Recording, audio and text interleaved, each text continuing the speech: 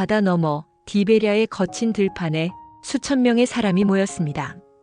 그들은 예수가 행하신 표적을 보았고 갈급한 마음으로 그 뒤를 쫓아왔습니다. 그러나 해가 기울기 시작하자 사람들의 눈에 담긴 기대는 서서히 현실적인 허기로 바뀌어 갑니다. 그때 예수께서 빌립에게 물으십니다. 우리가 어디서 떡을 사서 이들을 먹이겠느냐? 그 순간 빌립의 머릿속에선 분주하게 계산기가 돌아갑니다. 200데나리온의 떡도 모두에게는 부족하겠나이다. 그의 대답은 너무도 솔직하고 그래서 우리와 닮아 있습니다. 우리는 늘 가능성보다 먼저 우리가 가진 것이 얼마나 모자라는지를 계산하지요. 그 순간 들판에는 설명할 수 없는 침묵과 부족함이라는 현실 앞에 멈춰 서 있습니다. 그때 안드레가 한 아이를 데려옵니다.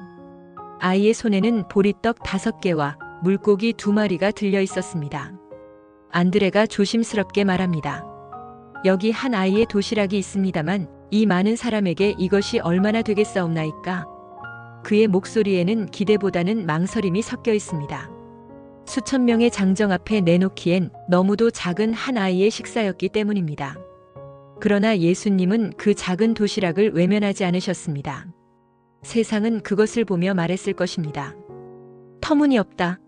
하지만 하나님의 일하심은 늘 그 지점에서 시작됩니다. 누군가의 작은 일부가 아니라 기꺼이 내어놓은 작은 전부에서 말입니다. 우리의 삶도 그렇습니다. 붙잡고 있을 때는 늘 나의 계산이 먼저지만 내려놓는 순간부터 하나님의 계산이 시작됩니다. 사람들을 앉게 하라. 예수님의 명령에 수천 명의 군중은 푸른 풀 위에 자리를 잡습니다. 긴장과 배고픔이 감돌던 들판에 어느새 고요한 질서가 내려앉습니다. 예수께서는 그 작은 떡을 손에 드시고 하늘을 우러러 축사하십니다. 헬라어로 유카리스테오. 감사의 기도이며 훗날 성찬의 뿌리가 될 그 기도입니다. 그리고 기적은 소란 없이 시작됩니다. 불꽃도 번개도 없습니다. 그저 떡이 손에서 손으로 조용히 전달될 뿐입니다. 그런데 놀라운 일이 벌어집니다. 떼어내도 또 떼어내도 떡은 줄어들지 않았고 사람들의 얼굴에는 허기 대신 놀라움과 깊은 만족이 차오르기 시작합니다.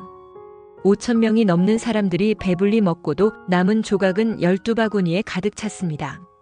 오병이어는 많아서 쓰임받은 것이 아닙니다. 오병이어는 많아서 쓰임받은 것이 아닙니다. 드려졌기 때문에 기적의 재료가 되었습니다.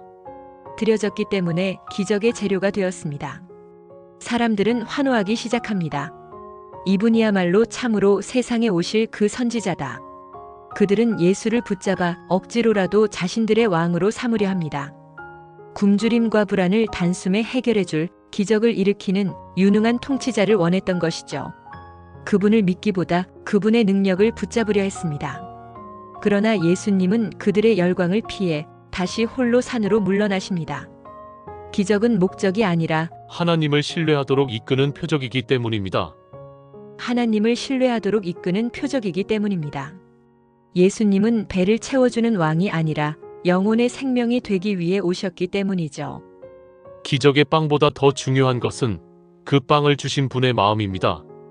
기적의 빵보다 더 중요한 것은 그 빵을 주신 분의 마음입니다. 그러나 사람들은 아직 그 사실을 알지 못했습니다. 산 위에는 기적의 여운이 남아 있었지만 바다 위에는 차가운 어둠이 먼저 찾아왔습니다. 제자들은 서둘러 노를 저었지만 그들 곁에 예수님은 계시지 않았어요.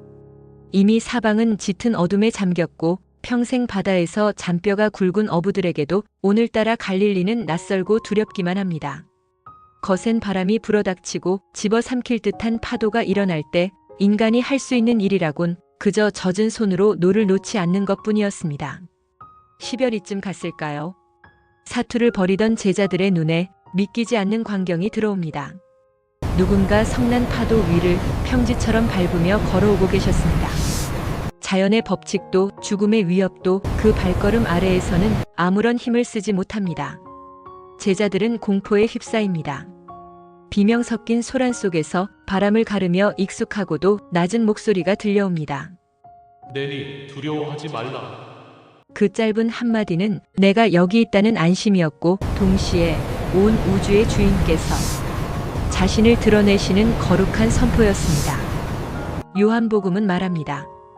예수님은 환경을 없애는 분이 아니라 예수님은 환경을 없애는 분이 아니라 환경 한가운데서 당신이 누구신지를 드러내시는 분이라고. 당신이 누구신지를 드러내시는 분입니다. 제자들은 기쁜 마음으로 그분을 배 안으로 영접합니다. 신기한 일입니다. 파도를 잠재우기 위해 애쓰던 그 모든 소란이 그분이 배에 오르시는 순간 멈춰버립니다. 그분이 배에 오르시는 순간 멈춰버립니다. 그리고 배는 어느새 그들이 가려던 목적지에 닿아 있었습니다. 아침이 밝자 갈릴리 바닷가에는 기적만 남고 예수님은 보이지 않습니다. 그들은 믿음이 아니라 기대를 안고 가버나움에서 예수님을 만납니다. 사람들이 묻습니다. 랍비여, 언제 여기 오셨습니까? 그러나 예수님은 바로 답하지 않으십니다. 대신 그들의 마음을 꿰뚫는 말씀으로 대화를 여십니다. 너희가 나를 찾는 것은 표적을 본 까닭이 아니라 떡을 먹고 배부른 까닭이로다. 순간 공기가 멈춘 듯 고요해집니다. 예수님은 말을 이어가십니다.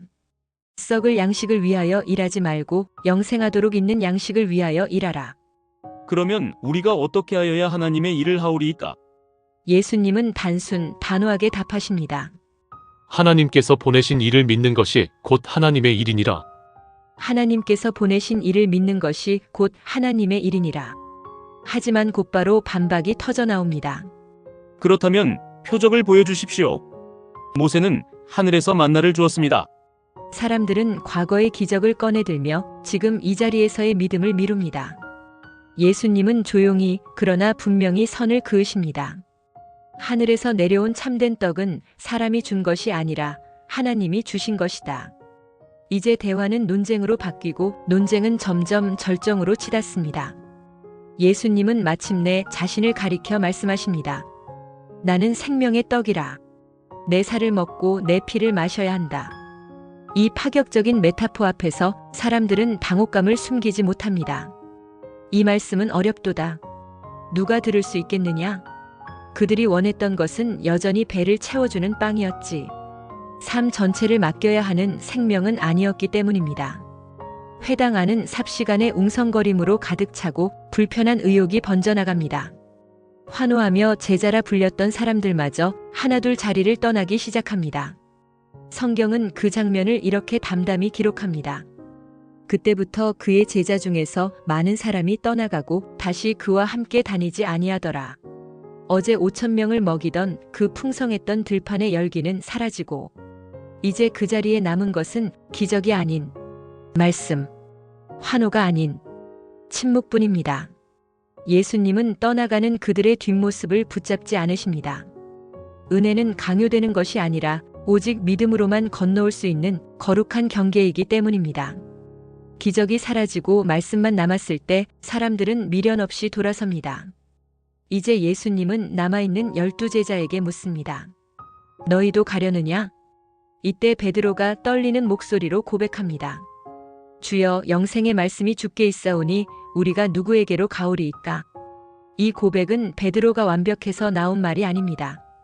오직 그분 외에는 다른 길이 없음을 아는 자. 그 절박함 속에서만 나올 수 있는 마지막 고백입니다. 요한복음 6장은 기적으로 시작해 남음으로 끝납니다. 떡을 원했던 사람들은 떠났고 말씀을 붙든 사람들만 남았습니다. 예수님은 군중을 원하지 않으셨어요. 그분이 찾으신 것은 끝까지 남는 믿음이었습니다. 그래서 오늘도 우리에게 묻습니다. 너도 가려느냐? 그 질문 앞에서 배부름을 따를 것인지 생명을 붙들 것인지 오늘 우리의 진짜 믿음이 드러납니다. 감사합니다. 구독과 좋아요 부탁합니다. 여기는 소소한 지혜 상점입니다. 다음 시간에 뵐게요.